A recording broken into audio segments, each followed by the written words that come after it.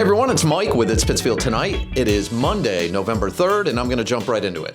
So tomorrow, Tuesday, November 4th, is Election Day.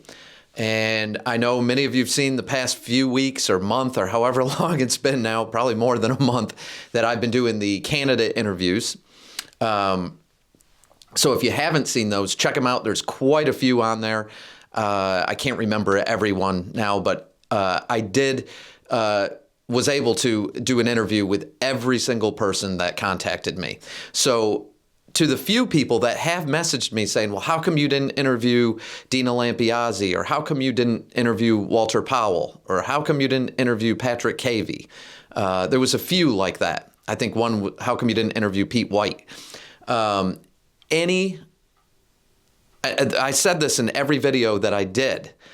And I posted it also, if you go back and you look on those, any candidate that wanted to be featured or interviewed on It's Pittsfield Tonight, all they had to do is message the page and I would get back to them and schedule a time.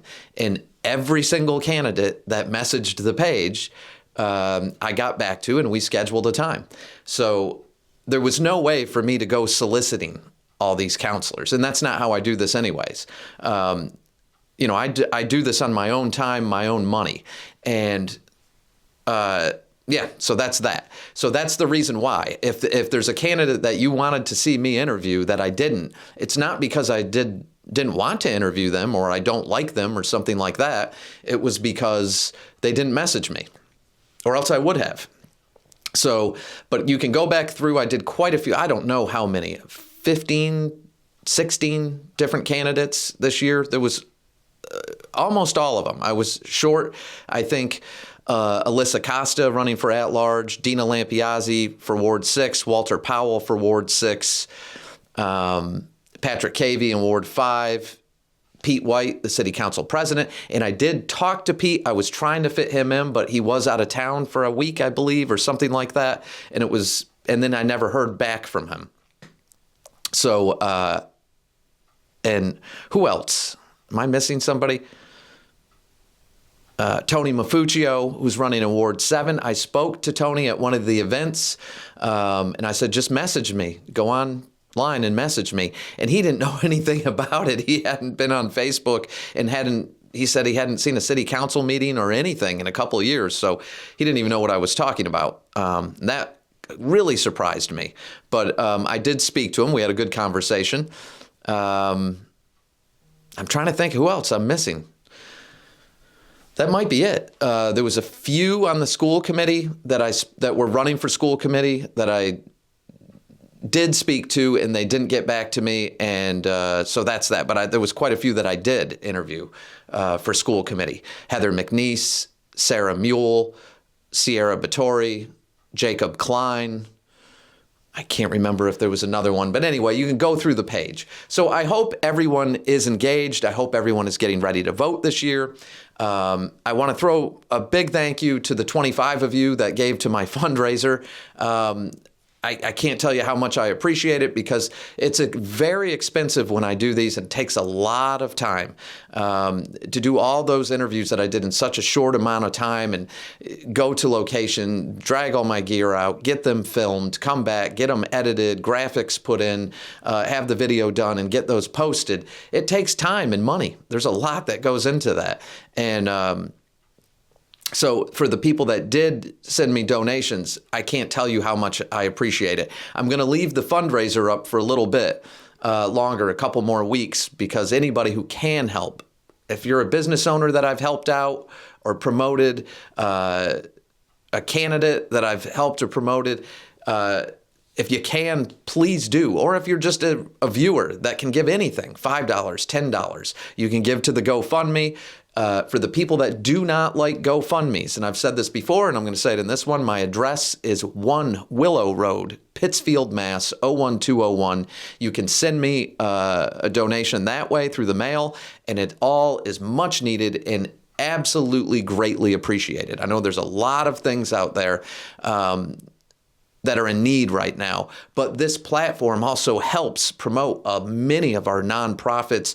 I'll be doing a big push here soon for the Senior Center. I'll be doing another big push for, which I'm excited about the interview I'm going to do with the Senior Center. And I have to give them another big thank you and shout out for letting me use their location to do 5 of the interviews I did. So thank you so much to Jen, the director, to Dawn. I don't know what Dawn's title is, but Dawn was incredibly helpful in communicating with me and making sure that I had everything I needed. So I was very, very appreciative of that. That was very kind of them. And I will be doing a feature with the Senior Center.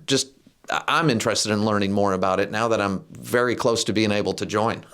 So, but they do a lot of good work in the community. I have a really special interview coming up, and that I'm also going to use that as an opportunity to do a push for our Christian Center, because the food pantry there they do a lot for so many people as far as coming into, we're in the cold weather season and a lot of the winter clothing, everything coming into the holidays, things for the children and families, Thanksgiving meals, Christmas meals, Hanukkah meals, or whatever it is you celebrate. They are there as a source for so many in the community.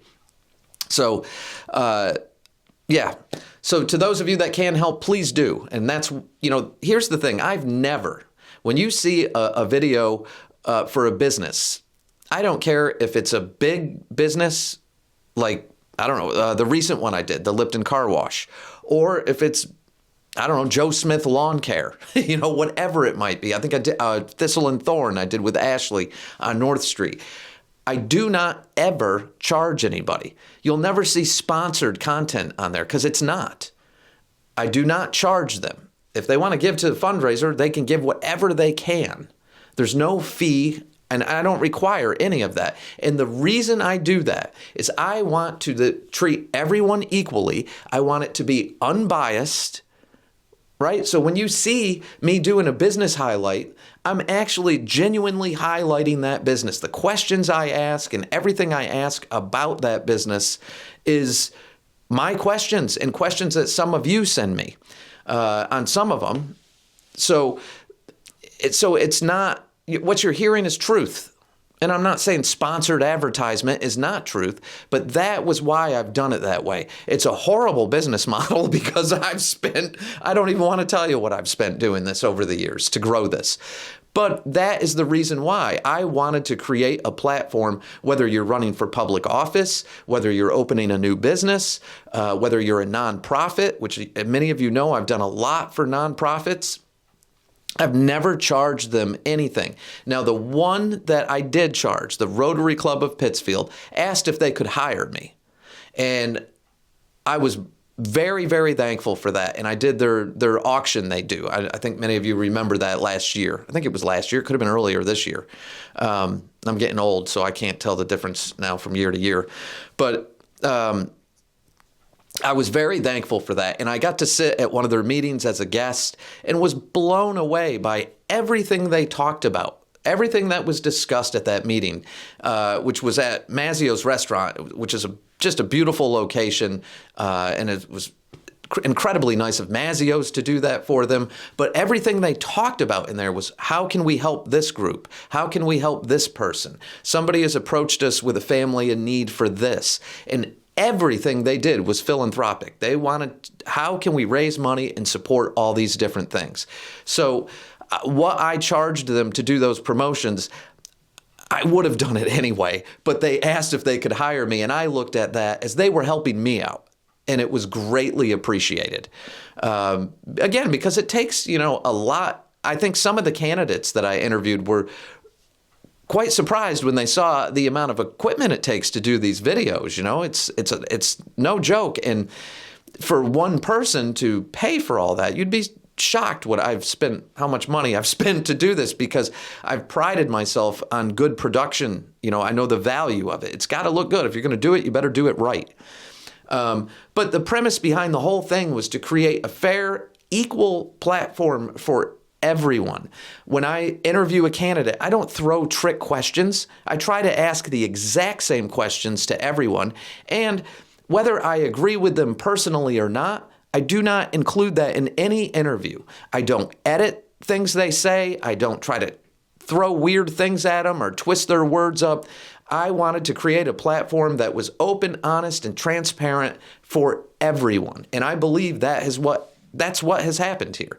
So anyway, that is why I've done these fundraisers, and that is why they're so important.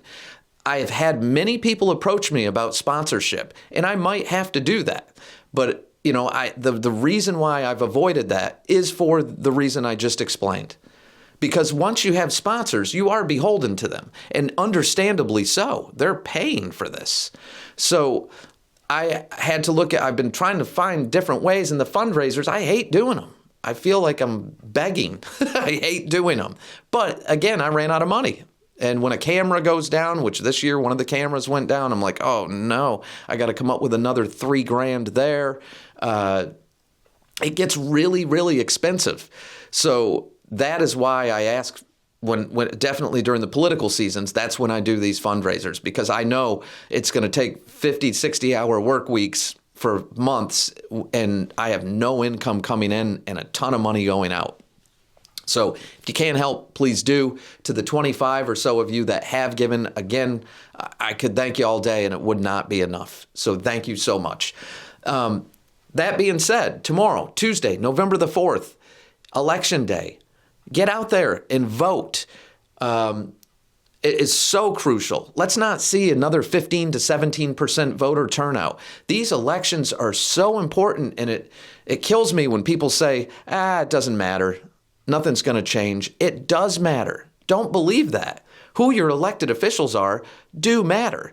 And, I don't do endorsements. I've done them in the past, and maybe on a rare occasion I'll end up doing one again for something, but I don't like it. I don't like it when the local newspaper does who they feel deserves, and that's how they word it. When I read those, it upset me. This one deserves to be elected. And they don't even, on that part, they don't even put in our opinion or we believe. It's this one does this, and that's why they deserve a seat on the council or a seat on the school committee. I can't stand that because, look, if we had opposing medias here, if we had, syndicated stuff, or that's not the word I'm looking for, but affiliate stations like a local NBC or CBS or something like that, like you have in Albany and places like that. You have all the local channels. We have this whole county where we have one media source as far as that type of media, which is the Berkshire Eagle. They're the only one. Berkshire's mainly, they're good. Don't get me wrong. I'm not knocking them, but the Berkshire Eagle has been a staple to Berkshire County for a long time. And I can't stand that they get involved in these elections and they try to sway them. Why do that? For anybody willing to throw their hat in the ring and run, that takes a lot. And I can't imagine.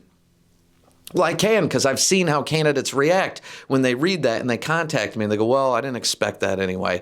And it hurts people because we need more people to run when these elections come up. The more to choose from, the better. The more different opinions and different voices out there. The public, all of you are smart enough to make up your own mind on these things. And it just really infuriates me that they do that. I don't know how much people even pay attention to that anymore, but I think if anything, it hurts the people running for office and can discourage people from even wanting to get involved.